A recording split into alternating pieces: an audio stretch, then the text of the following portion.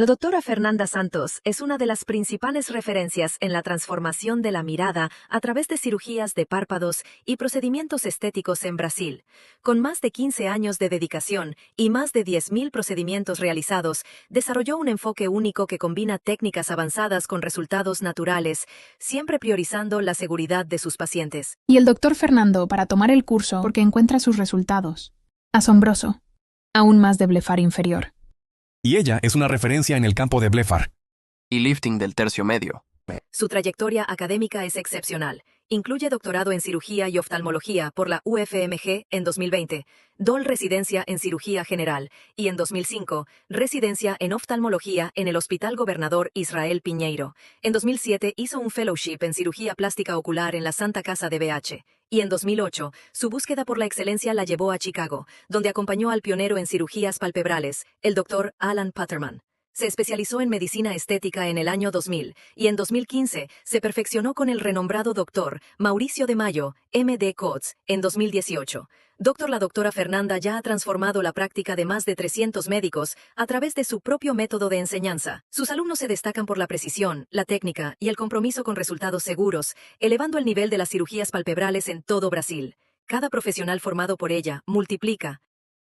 Su objetivo es ofrecer no solo un hermoso párpado, pero también toda una región. Hermoso periocular. Y eso es lo que tenemos que entregar. Para nuestros pacientes, La elección de este curso fue exactamente llevar a mis pacientes, poder proporcionar a mis pacientes una mejora periocular completa. Ser párpado. Ser de la región malar. Cualquiera de las regiones temporales. Y eso es lo que nos ha traído el curso, con mucha maestría. Espero, recoge las técnicas, los perfeccionistas del doctor Fernanda y progreso en mi práctica cognitiva. Como ya opero los párpados, conseguiré todos los detalles que hacen que sus párpados se vean hermosos. Casada con Raudley, madre de Sofía y Mateus, la doctora Fernanda encuentra equilibrio entre su dedicación profesional, su familia y su fe. Con una mirada atenta a las necesidades individuales, sigue con su misión de transformar vidas.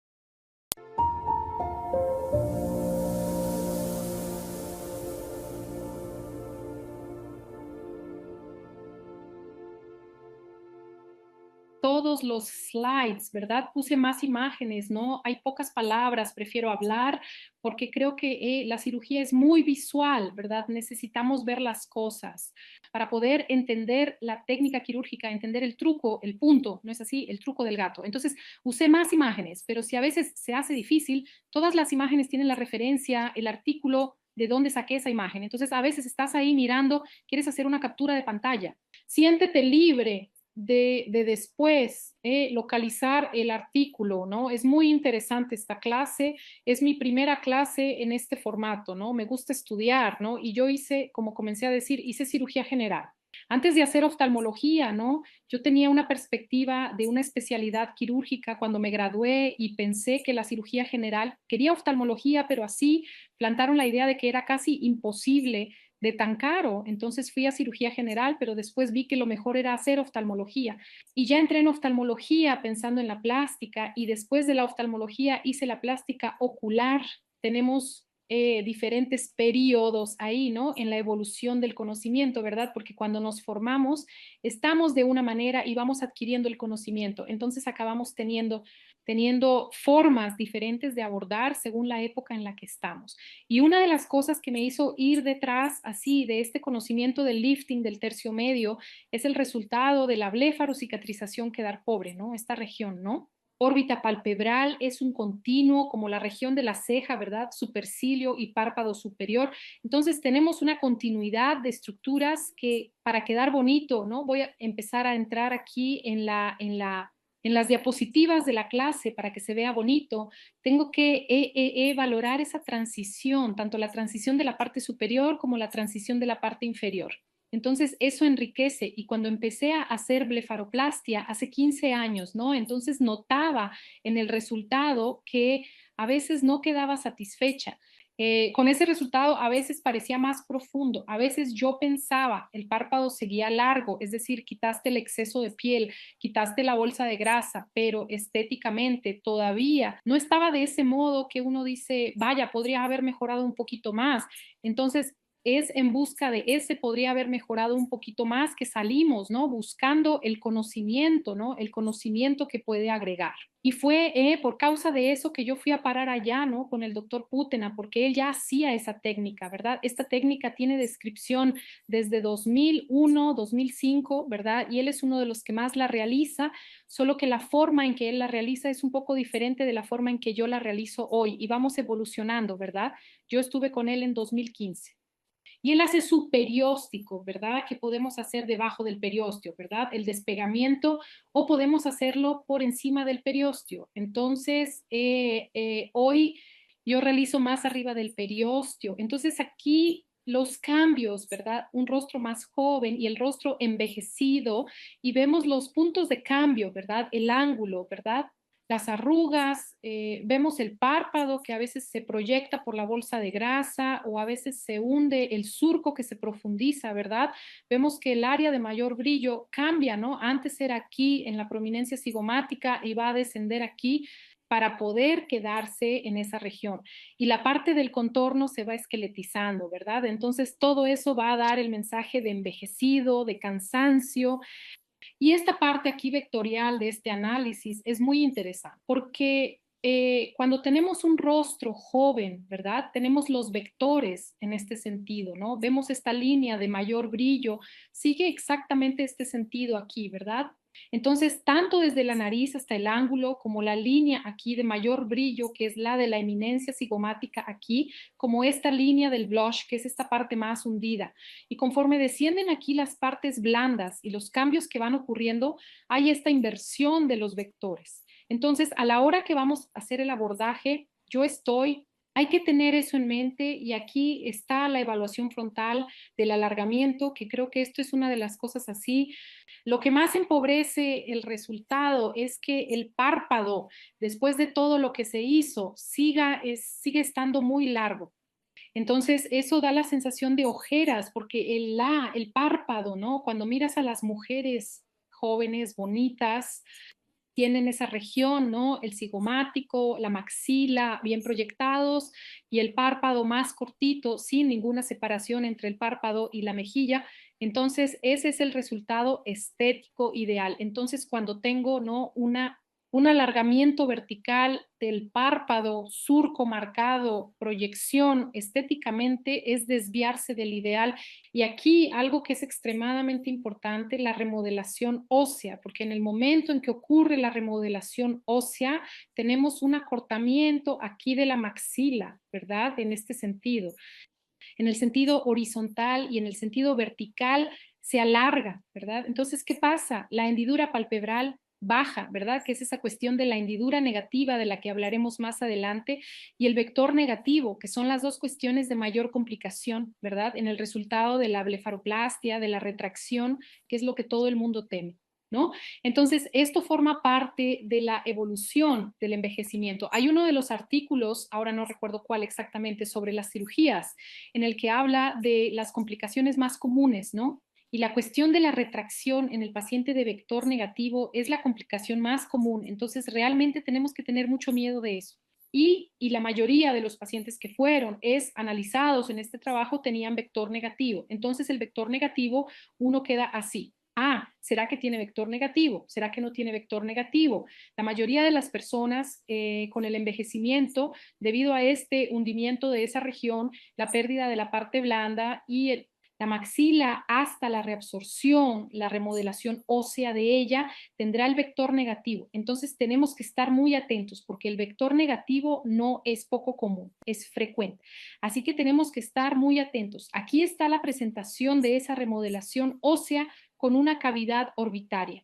Ella va aumentando, ¿verdad? Y el ojo la bolsa de grasa puede proyectarse hacia adelante o a veces, dependiendo de la configuración, ¿no? Tridimensional allí del ojo y de la grasa periorbitaria, puede hundirse un poquito, dando un aspecto de enoftalmo, esaptosis, las bolsas, que son alteraciones que son resultantes de esa absorción de grasa y de la remodelación ósea. En la técnica del SUF lifting, que aquí en este caso el lifting de tercio medio, el SUF lifting es una etapa del lifting de tercio medio. Entonces no es solo el SUF lift, para que tenga ese efecto wow, así, que no sé dónde está la división entre el párpado y la mejilla, el soft lift es una etapa, ¿no? No es toda la técnica. No sé, aquí alguien puede hablar, ya tiene experiencia de hacer el soft lift, ¿no? De liberar el ligamento.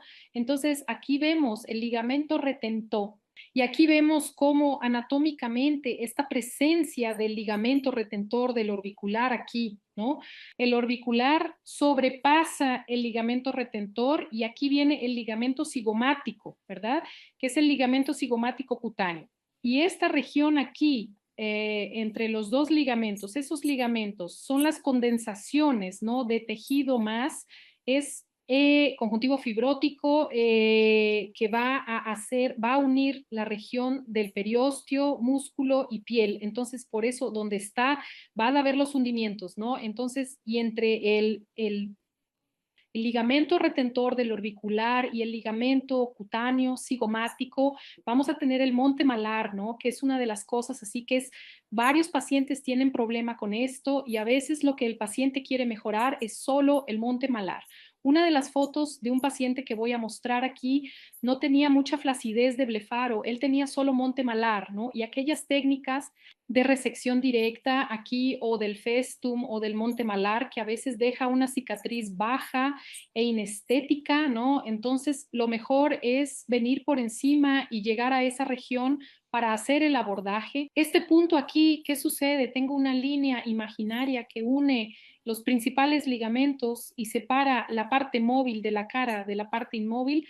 ¿Qué es esa región de contorno, que es la más posterior, y la parte anterior, que es la parte móvil? Entonces vemos el ligamento temporal aquí, que es la condensación del ligamento orbital, del retináculo, todo este conjunto fibroso, tanto del retináculo fibroso como del retentor del orbicular, se va a unir en esta región lateral aquí.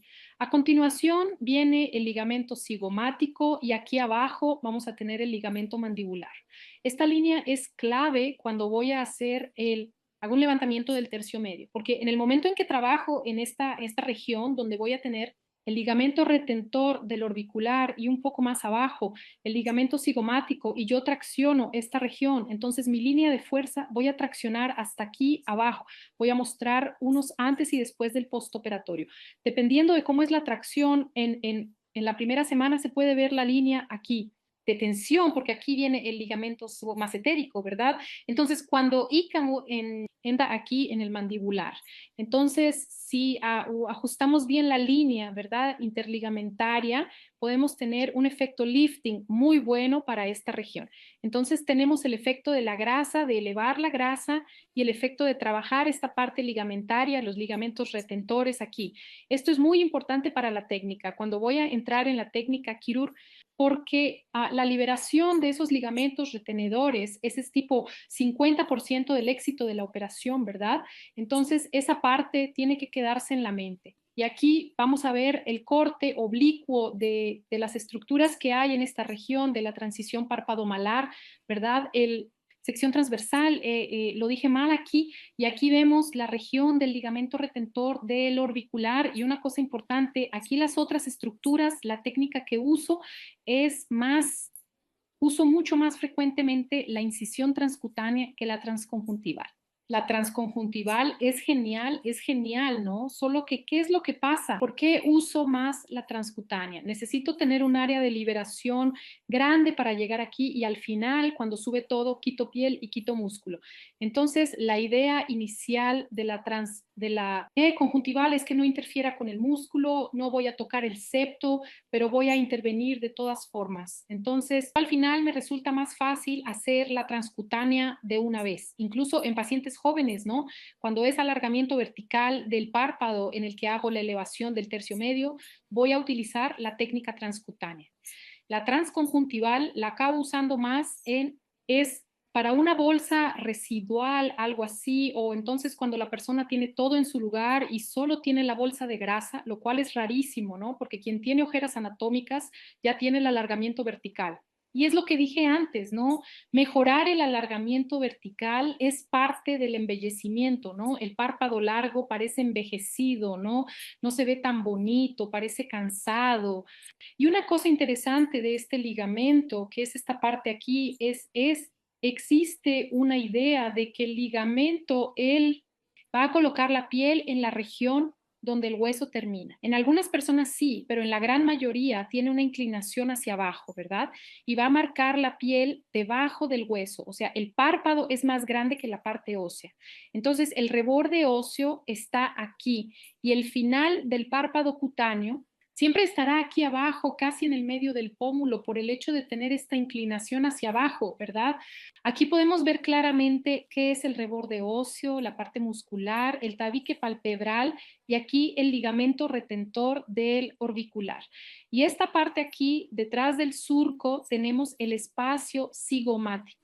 Aquí se presentan, ¿no? Estas uniones pálpebro-malares. Son variaciones anatómicas que ellas... Y aquí la disección, ¿no? Pero esta parte aquí que creo que es muy interesante, que es la parte que marca este espacio, ¿no? Este espacio presigomático aquí, mira, que es donde en algunas personas este es un espacio virtual, no está abierto así, ¿verdad? Pero se encuentra aquí justo encima de la parte ósea del maxilar, entre el maxilar y el zigoma y justo debajo aquí del surco. Entonces es un área que puede tener retención de líquido y que presenta esa elevación marcada. De aquí, ¿verdad? Que el monte malar se dibuja entre el ligamento órbito palpebral y el ligamento aquí abajo. Mira, aquí está representado aquí cigomático, ¿verdad? Entonces, esta región, cuando es interesante ver esto aquí, porque el ligamento retenedor del orbicular es el techo del espacio presigomático. Entonces, cuando quirúrgicamente entro aquí y libero el ligamento retentor del orbicular, entro en este espacio presigomático. Y cuando elevo esta disección, que al menos hasta la mitad, no necesito disecar hasta aquí la parte más hundida del maxilar, que vemos que después el arco tiene la proyección aquí del cigomático maxilar, donde los músculos de la sonrisa, ¿no? Se van a insertar, los músculos cigomáticos, y tiene una parte más hundida aquí en esta región. No necesito disecar hasta allá abajo, pero llevo la línea de la disección aquí alrededor de 1 centímetro. Del reborde óseo voy a tomar este espacio precigomático, o sea, voy a abordar el monte malar, ¿verdad? Que es esta región. Entonces, a veces la paciente me pregunta, ¿pero esto aquí va a mejorar? Porque a veces ella ya fue con otra persona, la otra persona. No, no toques eso. ¿Y tú? No, eso sí va a mejorar. ¿Va a desaparecer, desaparecer, desaparecer? Puede ser que todavía quede un poquito. El día que duermas mal, algo así aparezca, pero que mejore, mejora. Porque voy a liberar el ligamento retenedor, voy a diseccionar la parte superior de este espacio presigomático y voy a elevar todas las estructuras. Entonces, luego ocurrirá una fibrosis en la región que sellará este espacio. Así es como ocurre esta mejora por dentro allí del monte malar. Esta parte es muy importante al llegar a la parte quirúrgica. Es en qué plano es esta disección. Yo hago la disección en el plano por encima del periósteo, no por debajo del periósteo. Me parece más fácil, porque en el momento en que disec, luego para traer la fijación del sut, entonces teniendo el periósteo aquí en esta región, voy a fijar el surco en el periósteo y después voy a fijar el retenedor, la región del orbicular, ¿verdad? Donde liberé el ligamento retenedor aquí arriba, fijo también en el periósteo. Entonces, preservar el periósteo me parece más fácil, que es lo que mencioné al principio, el doctor Putman. Abre el periósteo aquí en esta región del reborde óseo y diseca su perióstico hasta el alvéolo dental y luego sube todo. Como él diseca su periosteal, no va a desinsertar ningún músculo, los músculos van a estar allí en el periósteo, pero él va a subir el conjunto entero. Solo que cuando lo hago hasta esta zona aquí, antes de la inserción muscular, cuando hago la disección aquí, es la salida del nervio cigomático, ¿no? Que es el nervio sensitivo. Sí, sale aquí en esta región, pero cuando hago la disección hasta más o menos 1 centímetro abajo, aquí del borde, detalle, aquí está la salida del nervio cigomático y aquí está el infraorbital. Generalmente el infraorbitario, palpo el foramen y marco donde está, es un conjunto vasculonervioso, ¿verdad? Entonces siempre lo marco antes de empezar y cuando empiezo a disecar voy allí y lo reviso de nuevo. No quiero acercarme a él, ¿sabes? Entonces no hago esto a ciegas. Esta región aquí del cigomático es más tranquila porque es un nervio es sensitivo, no es un nervio motor, solo que es más difícil de localizar, a veces no lo localizamos. Pero nunca he tenido un paciente y yo diseco bien esta región aquí que tuviera parestesia posterior o queja de falta de sensibilidad en la región, después de la cirugía, ¿no? Entonces, esta disección, hasta más o menos alrededor de 1 centímetro, aquí en la base superior del borde óseo, es tranquila de hacer siempre y cuando marquemos aquí el foramen infraorbitario. Es lo más emocionante. Entonces, aquí la tríada problemática de la transición párpado-malar. ¿Qué es esta tríada problemática? El monte malar, que es lo que estábamos hablando ahí, dibujando el espacio presigomático, los festones, ¿no? Y las bolsas de grasa y el ligamento alto palpebral. El festón, él se caracteriza, él por pliegues de piel y músculo, ¿no? Entonces, el músculo tiene fibras ahí directamente con la piel y va teniendo la redundancia. Entonces, da las arrugas y eso va a dar ese aspecto como si la piel tuviera varias vueltas. Entonces el festum tiene un mecanismo de formación, cada uno de estos tiene un mecanismo de formación diferente del otro, ¿no? Entonces el monte malar que vemos allí es el llenado del espacio presigomático, va a retener líquido allí en el espacio.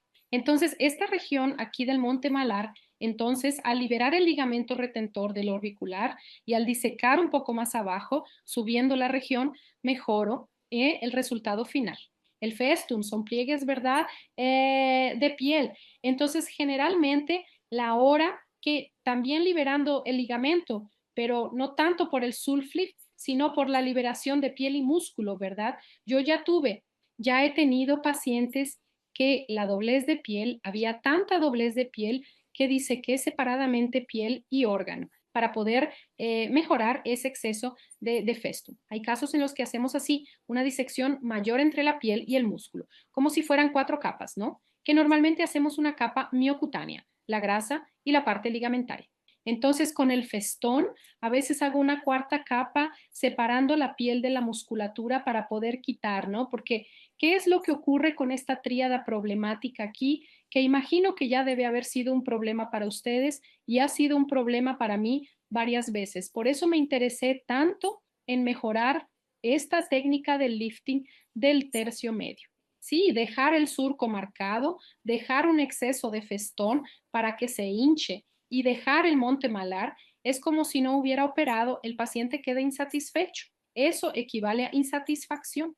Entonces, el paciente que tiene uno de estos 3 problemas aquí, si se hace la blefaroplastia pura y simple, sin un abordaje ampliado, el resultado no será satisfactorio. Al paso que un paciente con este tipo de problema, que ya fue en uno o en otro, incluida esta aquí, de Montmalá, ella ya me buscó. Primero, ella me preguntó en Instagram, ¿usted hace el Montmalá? Incluso lo encontré extraño. Pregunta graciosa, ¿verdad? La persona preguntar así, tan directamente, y tú, guay, vamos a conversar en el consultorio, yo te evalúo pero se puede hacer. Incluso hice un video explicando cómo se forma el monte malar. Entonces ella vino.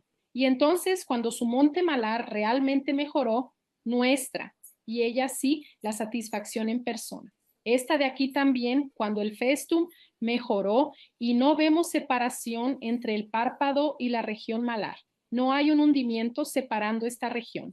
También solo felicidad. Y esta de aquí también, porque ya tiene esa presentación en I, por causa del descenso allí del tercio medio, vector negativo, todo eso. Entonces da un aspecto muy pesado a su mirada, ¿verdad? La mirada parece una mirada de mal, así, de villanía, ¿verdad? Pesado. Entonces, cuando realmente conseguimos corregir esa transición de párpado a malar, ahí sí tengo un resultado que agrada a mi paciente en lugar de tener ese postoperatorio, porque muchas veces él llega a nosotros en el consultorio, igual esta paciente me preguntó, esta del Monte Malá, aquí, usted corregir, ella fue directa, ¿verdad? Ella ya llega, usted corrige eso y a veces él dice que quiere operar la bolsa de grasa, pero está hablando del Monte Balá. Entonces, a veces yo le digo, mira, esto mejora, pero no desaparece. Pero en el momento que digo, mira, esto mejora, esto realmente podemos tratarlo, ¿no? Ahora, si él tiene otras alteraciones, entonces tenemos que explicar desde el principio qué más necesito hacer. Pero tener esta, ¿sí? Administrar bien esta transición de párpado a malar es el plus de la operación. Una cosa que yo quería que ustedes miraran, que es esta tabla, que esta tabla es interesante, es de este artículo aquí, la tríada problemática. Este título aquí de esta diapositiva lo saqué del propio artículo, ¿no? Y muestra cómo cada una de estas cosas se forma, ¿verdad? Que ahí nos ayuda a, este artículo es súper interesante para que vean, porque trae detalladamente, anatómicamente, cómo cada una de estas alteraciones se van formando. Y eso es muy importante para que lleguemos a la otra etapa, que es la corrección quirúrgica. Y aquí, algo que hoy considero es el cuarto elemento, ¿verdad?, problemático de la transición párpado-malar, que es el relleno, ¿verdad? El relleno es un problema hoy en día para la cirugía, ¿no? Aquí incluso me gustaría aquí, ¿no? Porque esta técnica no es algo muy estandarizado, es muy nuevo, todo el mundo está con relleno en el rostro, es algo más reciente, tiene menos de 10 años, ¿no? Entonces a veces hay personas que quitan el relleno, hay personas que no quitan el relleno, hay personas que ya convive con pacientes con... Es una retención de líquido, el propio paciente, porque él hace el relleno y escucha así, oh, no, eso solo con un año, ¿verdad? Y luego pasa un año, 2, 3, él mismo comienza a creer que eso le pertenece, ¿no? Esta paciente aquí, ella es pediatra, tiene 75 años, había hecho el relleno hace 5 años y vino a mí para que yo quitara la bolsa de grasa. Es decir, es una persona médica, informada, sabe qué producto estaba allí, ¿verdad? Recuerda exactamente cómo fue. Ella pensó que eso aquí de ella era una bolsa de grasa. Entonces, es muy frecuente que el paciente llegue y diga, porque mi bolsa de grasa se hincha todos los días por la mañana. El paciente llegó y él tiene el ácido hialurónico aquí en la región de la ojera. Primera cosa, sacar. Aquí está la imagen de ella después de la retirada del ácido hialurónico, ¿no? Porque aquí la puse antes de todo y después de la cirugía, pero aquí está ella después de la hialuronidase, ¿no? Que ahí vemos el surco profundo. Ahí es cuando ella recordó cómo era antes de poner el ácido hialurónico, ¿no? Que ella no era de esa manera, que aquello no era un bolso de grasa, en realidad había un fondo allí. Luego, en su cirugía, nosotros transpusimos la piel. Exposición, ¿verdad? De bolsa de grasa para poder esconder el surco muy profundo. Self-lifting y es más, ¿no? Entonces hicimos la cirugía con los 3 planos, mostraré más adelante esos 3 planos, y la transposición de bolsa de grasa. Entonces eso le dio, mira, un refrescamiento, ¿no? Queda con un semblante descansado, ¿no? La mirada es mucho más leve cuando no tiene la marca del sul, con el párpado acortado, porque se puede notar aquí, que su párpado tenía más de 3 centímetros de largo vertical. Y sin el relleno, se queda solo con 2, ¿verdad? Su relleno realmente pesó y tiró hacia abajo. Ella ya estaba en una etapa, ¿verdad? Con 75 años, entonces ya tenía más flacidez, ¿verdad? Entonces dio este efecto aquí, el edema posoperatorio. Sí, una complicación que ha sido recurrente, ¿verdad? Cada vez más común es el edema postquirúrgico. A veces el paciente no recuerda qué se puso, no sabe, entra la importancia del ultrasonido de partes blandas, pero entrar a la cirugía sin quitar, yo siempre palpo esta región. Incluso cuando no estoy viendo ese aspecto a su lado, yo siempre palpo. Parto del principio de que la persona no sabe lo que tiene allí, ¿no? Y si el aspecto encuentro algo así, medio gomoso, al momento de palpar aquí cerca del sul. Ya le explico al profesor el tratamiento de partes blandas y la hialuronicidad. No me gusta hacer otra cosa aquí que no es estándar, ¿verdad? Tengo una paciente que hasta pongo su caso en el curso. Ella estaba de este tamaño, incluso la puse en Instagram. Estaba de este tamaño de tanto relleno. Y cuando puse la hialuronidasa, dejé que la hialuronidasa actuara. La retiré un jueves y la operé el viernes de la semana siguiente. Entonces, la foto inmediata de la hialuronidasa ya había desinflamado bastante, pero una semana después había derretido de verdad. Su flacidez apareció completamente, el surco de la cara media apareció aquí, el surco oculopalpebral. Entonces, ese tiempo de una semana fue importante para la hialuronidasa.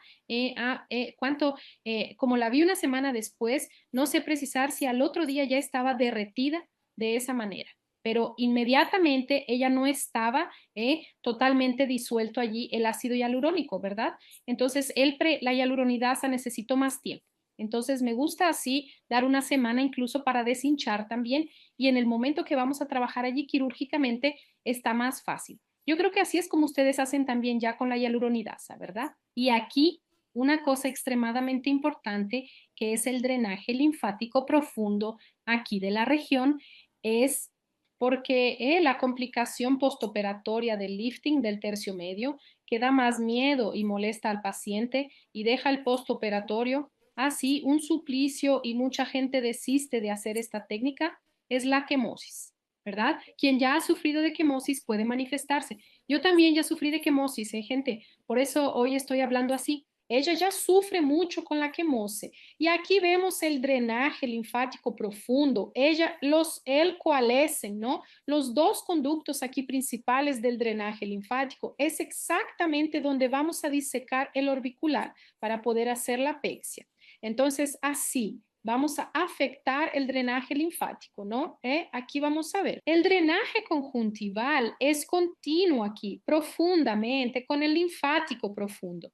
¿Y por dónde está pasando? Cerca de los espacios cigomáticos, ¿no? Precigomáticos. Entonces, cuando voy a hacer es voy aquí liberar el ligamento retenedor del orbicular y voy a disecar en esta región, aquí, debajo, justo debajo. Entonces realmente voy a dañar esos linfáticos y voy a dificultar ese drenaje linfático.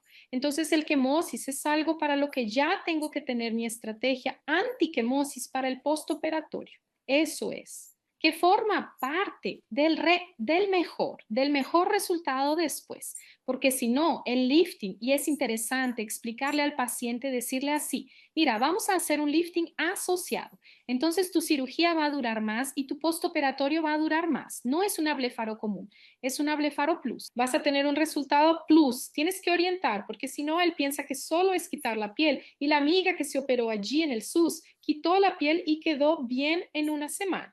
¿Entendiste? Él te dirá eso. Entonces tienes que explicar eso, ¿verdad? Entonces es muy importante que aclares que vas a usar una técnica más elaborada. Entonces, la cirugía va a demorar más y el resultado será mejor, pero después de un tiempo mayor de recuperación.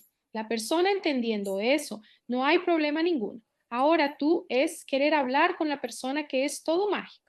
Y entonces ella va a estar molesta por la vecina que hizo una cirugía de 40 minutos y está maravillosa en 7 días. Pero en realidad esa vecina no tenía descenso de partes blandas, no tenía ligamento apareciendo, no tenía nada más, porque la gente cree que blefaroplastia es todo igual, ¿no? Párpado es todo igual.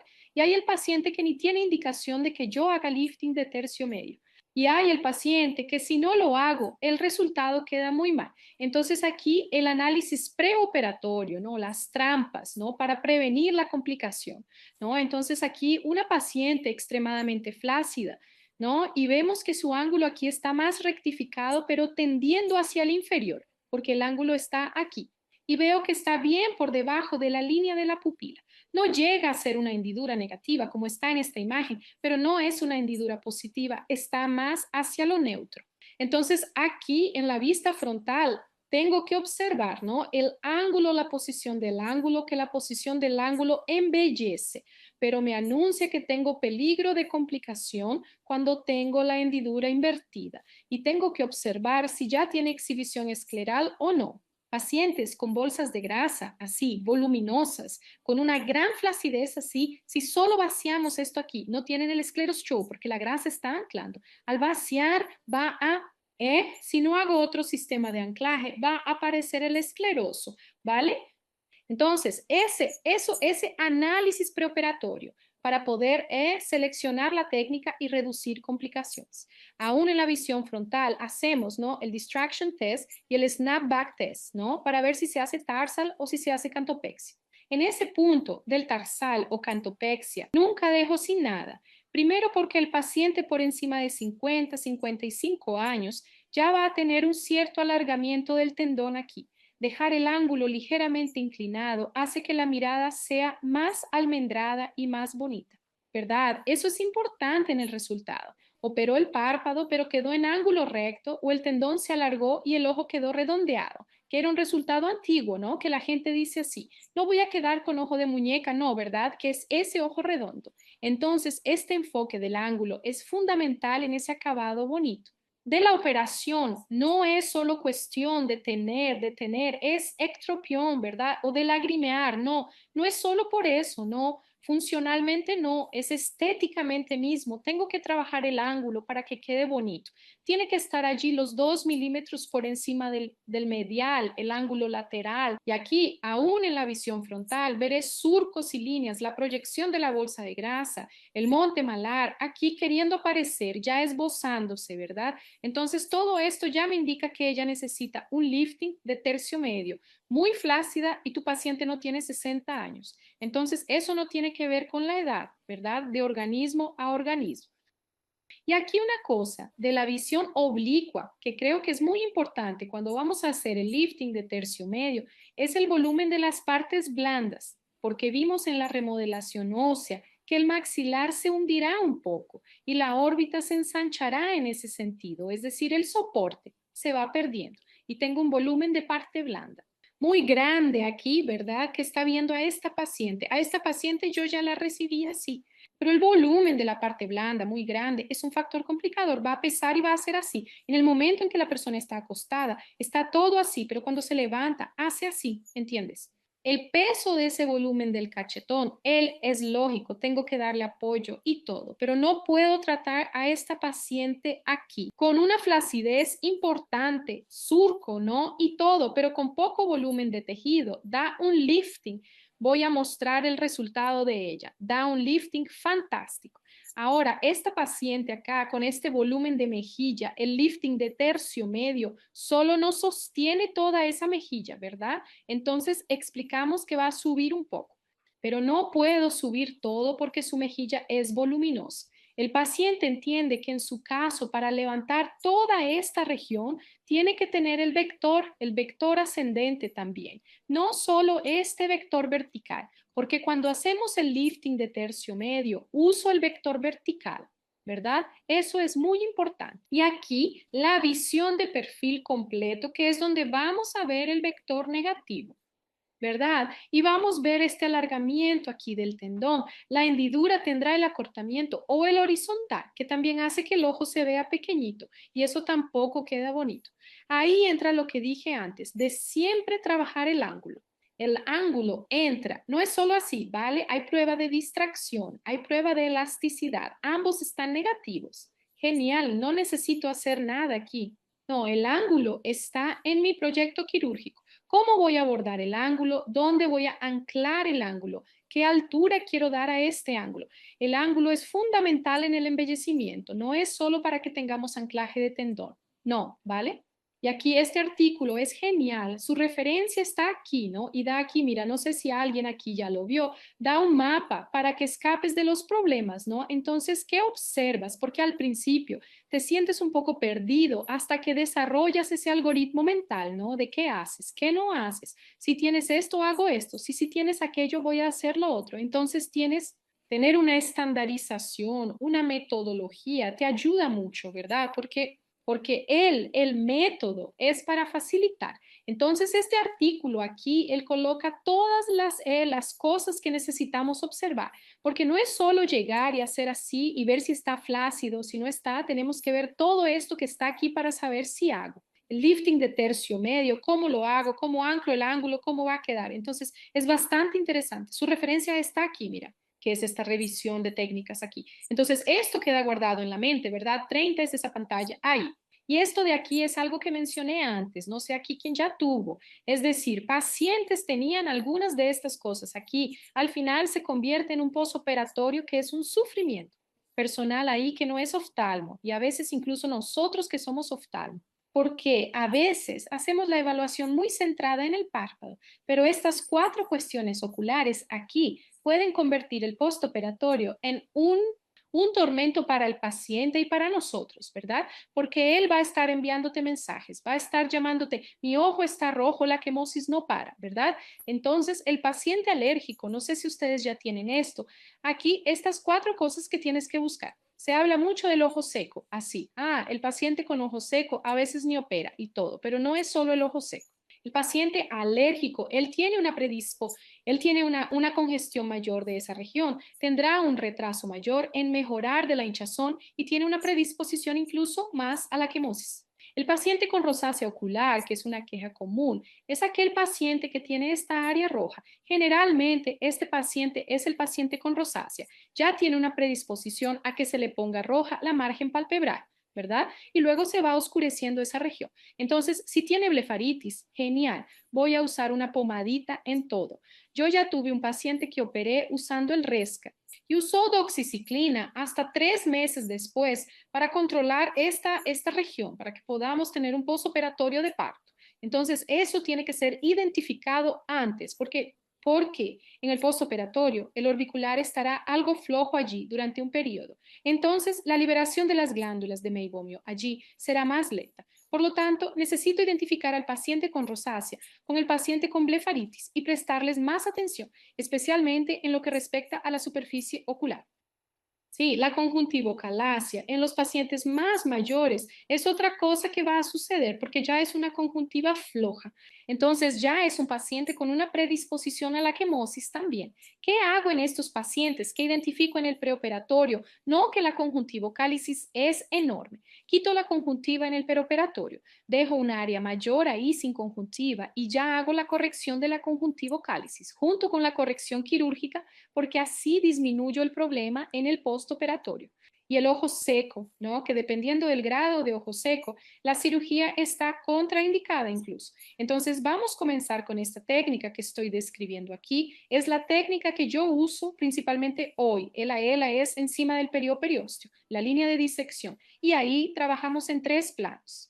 El plano más profundo en el que voy a liberar los ligamentos, ¿no? El plano medio, ¿no? Que es, voy a trabajar el SUF, ¿verdad? La parte grasa. Y el plano más superficial con el colgajo miocutáneo, que es cuando voy a trabajar el ESMAS. Entonces, trabajo en 3 planos de profundidad para poder conseguir un efecto que realmente dé levantamiento de la región media de la cara.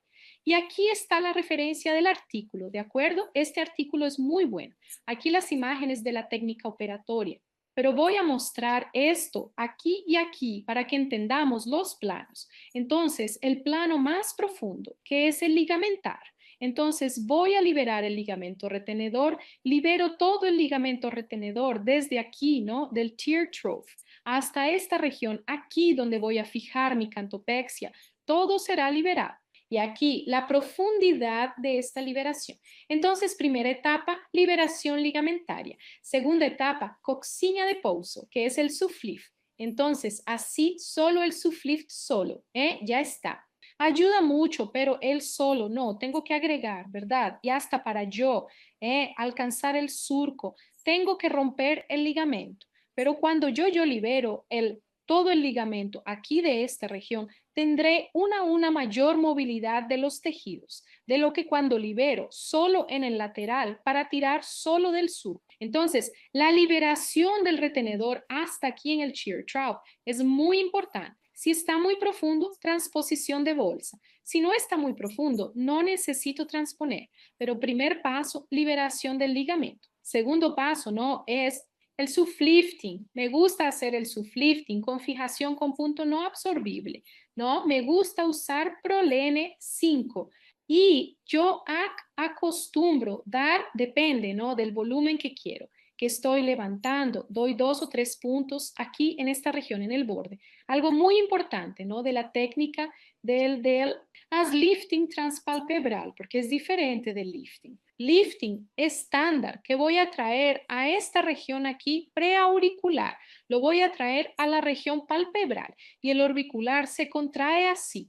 Entonces, si lo pongo fijado contra la forma de su contracción, entonces provoca esa oreja. Aquí al final el paciente se queda quejando. Así que voy a subir en dirección al reborde y anclaré en el reborde. No lo voy a traer aquí arriba para anclar aquí. No, voy a traer en ese sentido. Recuerda aquella foto de cómo el vector va cambiando, ¿no? Entonces vamos a aprovechar el vector en este sentido.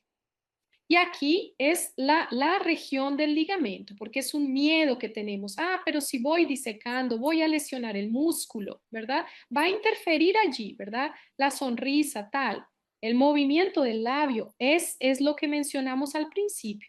Entonces, entre el retentor del orbicular y el ligamento cigomático cutáneo, tengo más de 1 centímetro, tengo un área mayor. Entonces, puedo trabajar aquí en el área del ligamento, que tiene todo orbicular, tranquilamente. El músculo que está más cerca aquí es el elevador del labio, que está aquí, justo en la esquina. Pero puedo liberar aquí hasta casi 1 centímetro sin es maltratarlo. Él continuará en la misma posición y no perderá la expresión. Mentón, ¿verdad? Órbita palpebral. Puedo comenzar tanto de nasal a temporal como de temporal a nasal. Aquí en este caso, como quité la bolsa temporal, será más fácil comenzar desde temporal. Aquí veo la trabécula fibrosa aquí, aquí está el borde óseo, mira su cabeza moviéndose y aquí está el SUF, disculpa, aquí abajo, ¿no? Entonces estoy quitando la región detrás de la fibrosis. Aquí está la bolsa de grasa, aquí el borde óseo, aquí el SUF y aquí entre ellos el ligamento. Mira la trave fibrosa del ligamento. Voy a reposicionar esta. De él viene hasta aquí. Entonces la atrofia malar de él es más ósea realmente, así. Él tiene el tejido graso aquí. Entonces aquí, ¿no? Se puede ver que su surco llega hasta aquí, en la región aquí de la inserción de la parte aquí. Y aquí está la parte ósea. Entonces estoy llegando a mi límite de disección con seguridad aquí, con tranquilidad. Voy a abrir más la parte medial para que quepa la bolsa de Coté. Aquí en esta imagen se puede ver que hay una marca aquí, es el foramen, ¿sí? Tengo una preocupación muy grande con el foramen infraorbitario. El cigomático que sale aquí, no es que sea uno, es el mismo no es eso la importancia, pero es difícil de localizar.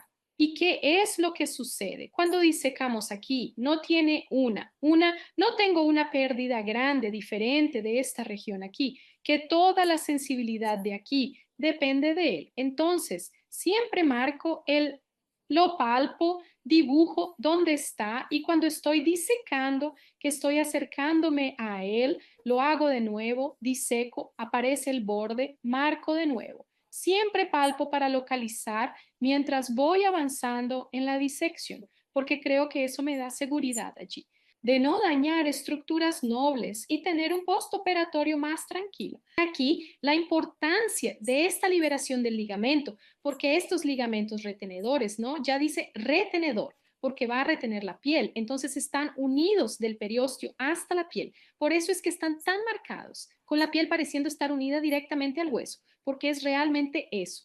Entonces aquí está mostrando los planos de disección del ligamento retenedor. Puedo hacer el plano de disección cutáneo, solo cutáneo, sin ir más abajo, que deslizará el tejido.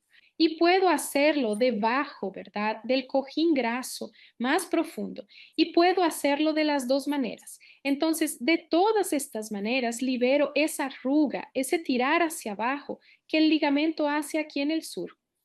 Entonces, ¿pero qué creo que es más fácil? Cuando hago la disección en el supraperiósteo, ¿no? Porque esta disección de la piel, estoy entrando aquí y voy a disecar hasta allá abajo. Eso solo lo hago cuando la persona tiene festún, porque me quedo con un colgajo de piel muy grande. A veces a la cirugía tarda, la piel puede pigmentarse en el postoperatorio, solo en casos así, muy específicos. Pero la liberación del ligamento aquí en este plano profundo es bastante tranquila. Y aquí una paciente que vemos que tiene todos los ligamentos visibles, es una paciente de 50 años, pero 53, ¿no? Solo que muy flácida, ¿no? Entonces podemos ver el ligamento ortopalpebral, aquí la región del ligamento cigomático, ¿no? Y la ptosis de partes blandas, ¿no? El vector de ella ya estaba en un vector negativo también. Tengo la foto de ella. Entonces aquí, ¿no? Volví esta imagen aquí de la línea ligamentaria, ¿verdad? Que forma cuando unimos estos principales ligamentos retentores. Entonces, cuando trabajo en esta región, aquí, ¿no? ¿Por dónde va a estar pasando el encuentro aquí del ligamento autopalpebral, ¿no? Y diseco hasta más o menos aquí, dentro de esta línea, por dónde va a pasar mi línea ligamentaria. Y consigo colocar el punto de anclaje aquí, entonces tengo un efecto muy bueno. En esta paciente, Esto aquí es un pequeño resto de relleno. Había quitado el relleno. En el momento de la cirugía todavía quedó esto aquí. Lo quité antes también, ¿verdad? Antes de comenzar el procedimiento. Aquí, la bolsa de grasa, liberé ligamentos. Hice transposición de la bolsa de grasa, sulf lifting y después el S+ con el colgajo microcutáneo, ¿no? Entonces, ahí ves que hay una elevación. Así, muy bueno. Y aquí la imagen del sulf lifting, ¿verdad? Quien ya acostumbra a hacer esta técnica de elevación, ¿verdad? Del tejido profundo. Entonces, aquí voy a soltar este video. Esta paciente tiene 28 años y ella tiene la ojera. Allí problemas, son 5, el suero. ¿Verdad? Mira, lo tomé, mi área de disección, revoco, ¿ves? ¿Ves que entre el reborde y el surco hice 1 centímetro de disección? Porque veo cómo lo apliqué bien y subió a otra región. Y ahí te das cuenta de que lo estoy trayendo así. Trae más el pequeño bocadillo aquí, por favor, tráelo para acá, que todavía me lo llevo.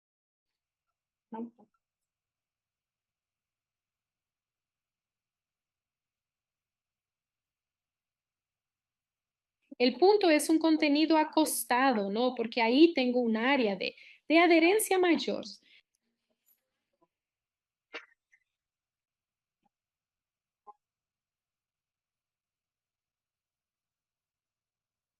Entonces, cuando hago este plano muscular aquí, entonces estoy haciendo la segunda capa, ¿no? Recuerda que son 3 capas. La ligamentosa profunda, la media, que es la grasa, ¿no? Que es tejido graso. Y ahora vamos a la tercera capa, que es el orbicular, ¿verdad? Esta epexia del orbicular aquí, porque lo que está ligado al S+ es el orbicular, no es el sulf.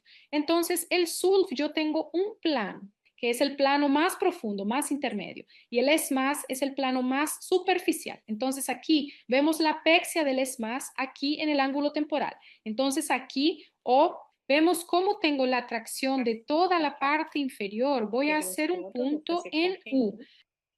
Aquí estoy en el lado derecho. Lado derecho, yo soy diestra, ¿verdad? El lado derecho para mí es más fácil. Entonces pasé al orbicular, voy a pasar aquí al periósteo, dar un salto un poco aquí.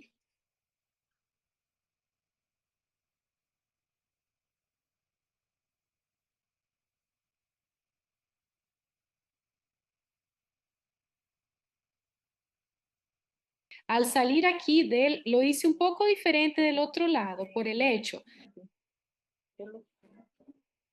que está en mi posición contraria. Entonces, allí hice la U en el músculo y luego abracé el periósteo. Y aquí pasé por el músculo, abracé el periósteo, finalizando la U.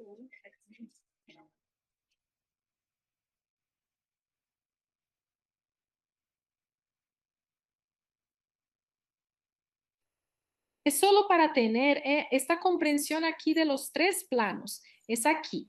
Entonces, mira, hacemos 3 capas de disección para hacer un lifting de tercio medio que dé un resultado así. Muy bueno. Entonces, yo tengo una disección más profunda donde voy a trabajar la área ligamentaria. Tengo la media, ¿no? Donde voy a trabajar el sulf lifting y tengo la superficial donde voy a trabajar el S+, ¿no? Entonces, aquí vemos lo profundo que es la ligamentaria ahí, ¿no? Supraperiostal, ¿no?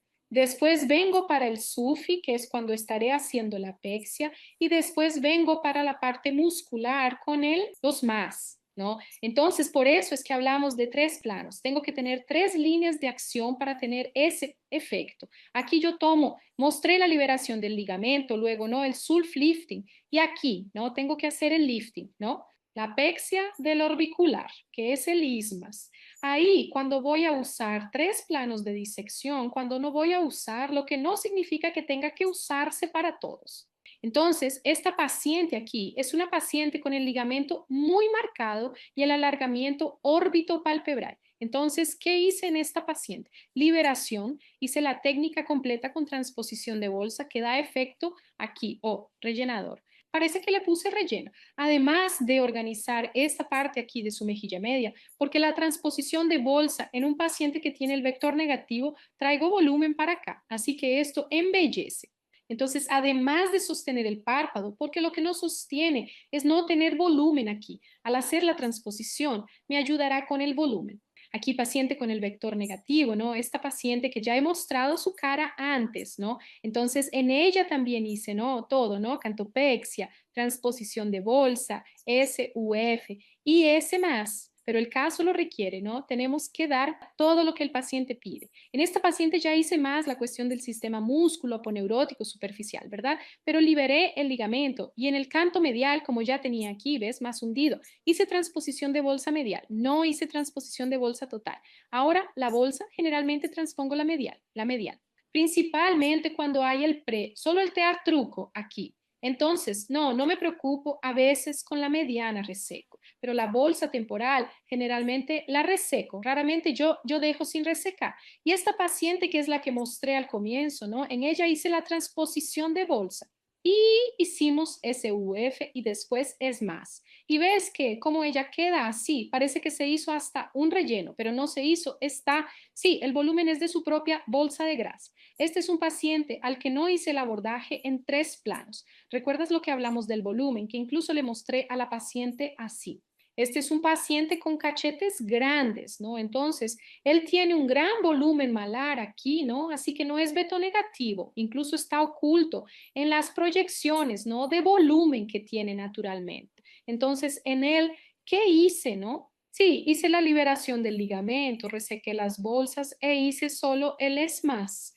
No le hice su lift, no hice transposición de bolsas, en realidad resequé las bolsas, necesitaba reducir volumen, está muy lleno, ¿verdad? Entonces es más en el sentido del blefaroplastia tradicional, ¿cierto? Con resección de piel, músculo y bolsas de grasa, ¿verdad? Solo que con el anclaje aquí del ESMAS. Entonces no usé técnica de 3 planos en él. Y aquí esta paciente, aquí es la historia de ella, fue operada por un dentista, gente, ¿no? Ahora está pasando eso también, ¿no? Entonces ella llegó a mí con esta complicación, es madre de una amiga querida mía. Y ella operó, mi amiga se mudó a São Paulo y ella está viviendo en Pará de Minas. Y ella operó, no le contó a la hija.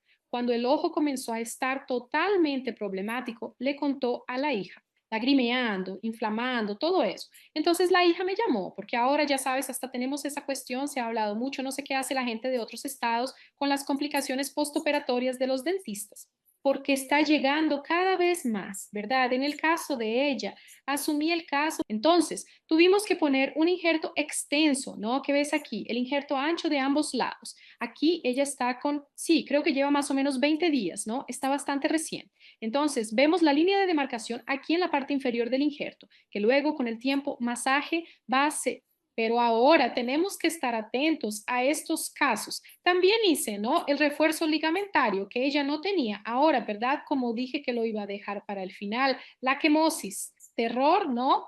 Puso el terror la quemosis. Este trabajo aquí, ¿verdad? Que es el trabajo sobre la quemosis en el postoperatorio del blefaro, porque muestra así, es decir, recopiló varios trabajos, ¿no?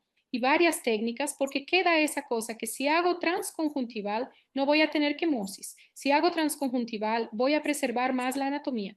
Realmente, ¿no? Agredes menos ahí el orbicular y todo, pero no quiere decir que no vas a tener quemosis. Recuerda de nuestra anatomía, ¿no? Que la conjuntiva, incluso cuando hacemos transconjuntival, si voy a romper el ligamento retenedor, o dañar la vía de conducción ahí, ¿verdad? Linfática.